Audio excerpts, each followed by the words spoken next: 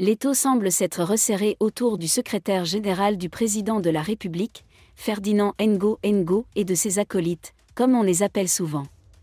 Le lanceur d'alerte Boris Berthold décrit la situation actuelle intéressante. Dans le texte reproduit ci-dessous, le journaliste explique comment Paul Biya s'est nettoyé en toute discrétion.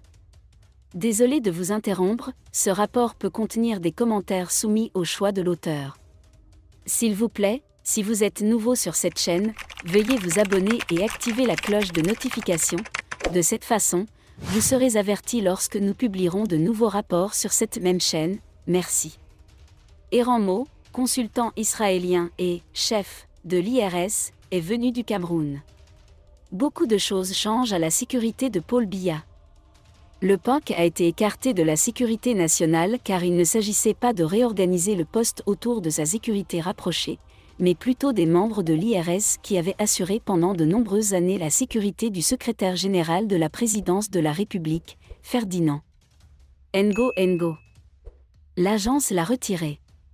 Il soit une fouille systématique de tous les véhicules appartenant aux employés du secrétariat général du président de l'État à l'entrée et à la sortie. N'oubliez pas que les hauts fonctionnaires sont privés de certains niveaux d'accès de la part du président de la République. Mais il se passe de plus en plus de choses, notamment dans l'entourage du punk, et les mauvaises nouvelles continuent d'arriver à son entourage. En fait, il y a maintenant un buzz autour du consultant israélien en communication Eran Mo après que son ami et complice d'Acosta Watson, du moins c'est le nom qu'il utilise aux États-Unis, a été arrêté aux États-Unis pour blanchiment d'argent. Eran Mo, qui entretient une relation étroite avec Ferdinand.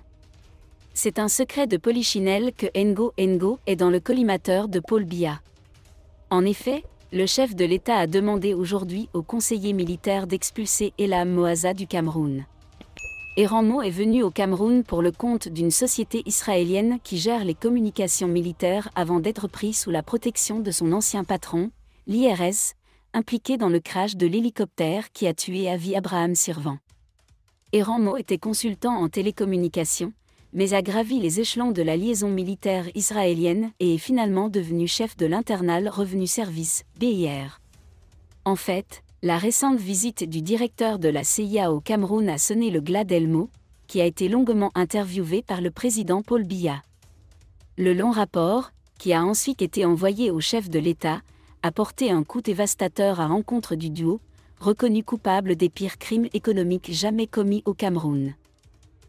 Parmi eux figurent des documents du portsec nommant Cyrus Ngo, directeur général de l'autorité portuaire de Douala. Une partie des fonds a été blanchie en achetant plusieurs maisons aux États-Unis. Surtout à Los Angeles. Mais cela ne se limite pas aux contrats attribués par Ferdinand Ngo à son ami Eran Mo dans le secteur de la sécurité, notamment dans les aéroports et Cantel. Il y a quelque chose de plus grave. Encore plus sérieusement. Pendant des mois, Paul Biya était persuadé d'avoir échappé à un coup d'État et que ses plus proches collaborateurs étaient impliqués, bénéficiant du soutien de conseillers israéliens. Merci d'être resté avec nous jusqu'à ce point, comme toujours pour promouvoir la liberté d'expression. Laissez vos opinions à ce reportage dans la section commentaires ci-dessous. Si vous avez aimé cette vidéo, merci de liker, partager, commenter et surtout vous abonner à la chaîne. Et on se retrouve très vite pour une prochaine vidéo.